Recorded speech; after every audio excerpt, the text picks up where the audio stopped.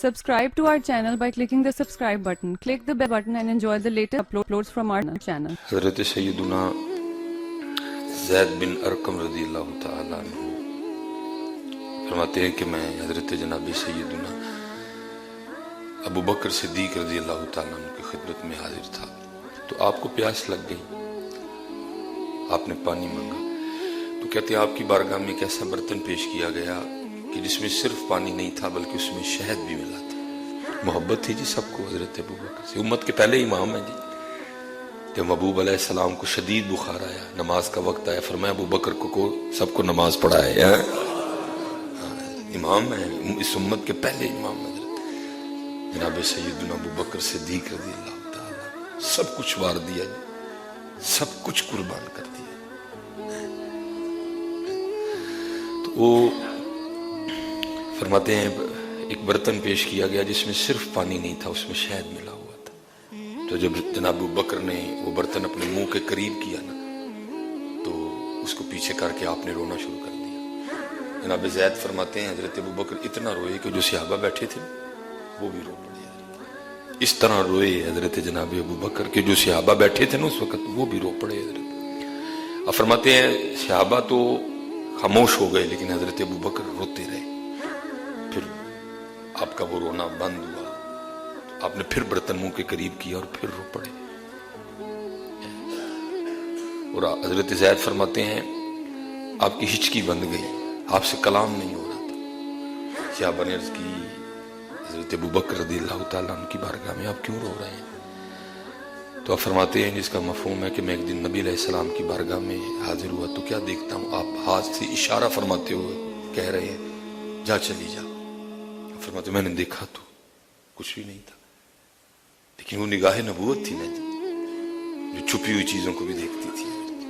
نبی تو ہوتا ہی وہ ہے نا جو غیب کی خبریں دیتا ہے، نبی ہوتا ہی وہ۔ اب ایک پکھا لگا تھا، یہ کوئی خبر تو نہ ہوئی، یہ جھومر لگا یہ کوئی خبر تو نہ ہوئی، یہ خبر تو میں بھی دے رہا ہوں۔ نہیں، نبی غیب کی خبریں دینے والا، جو آنکھ نہیں دیکھ سکتی وہ بھی بتانا، جس کو عقل نہیں سوچ سکتی اس کی بھی خبر دینے والا وہ نبی ہوتا ہے، وہ نبی ہوتا ہے۔ نگاہ نبوت دیکھ رہی تھا، فرماتے میں نے دیکھا تو کچھ نہیں تھا۔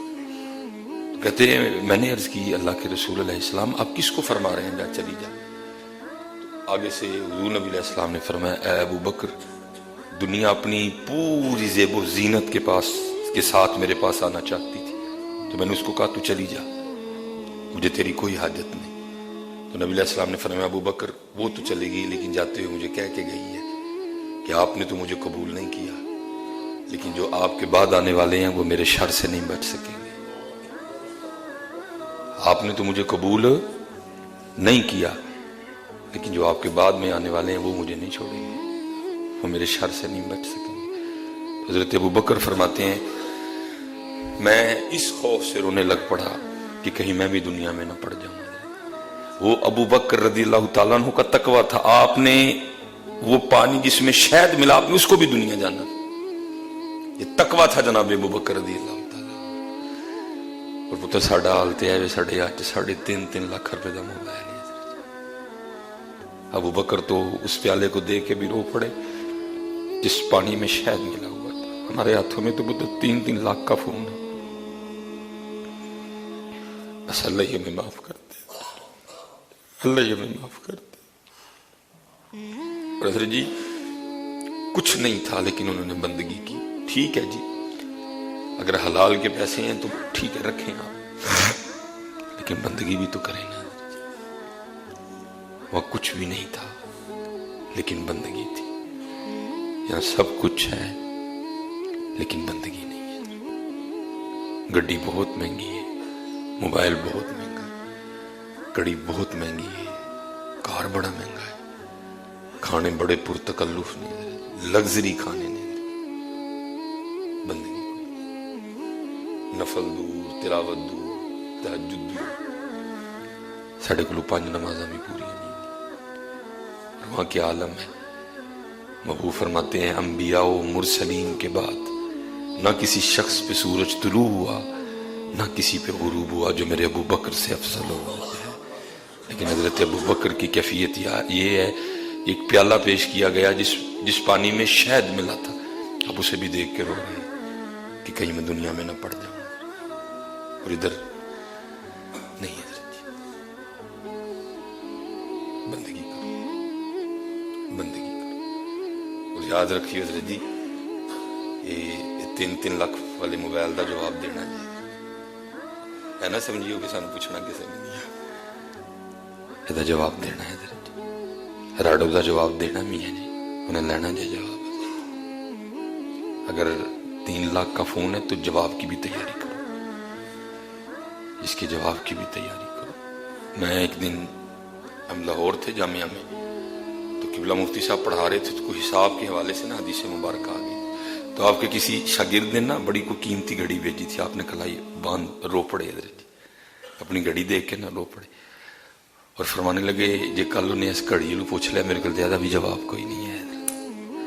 वो कह रहे कुरान में सुम्मा लतुसअलुन्ना यौमइज़िन अनिन नईम, क्योंकि हमने हजरत आपका ज़ीन बना दिया, हमने बनाया कि साल च एक वड्डी जी महफिल मिराद कराओ तो अल्लाह अल्लाह ते खैर सदा, बिल्कुल छुट्टी है उसके बाद।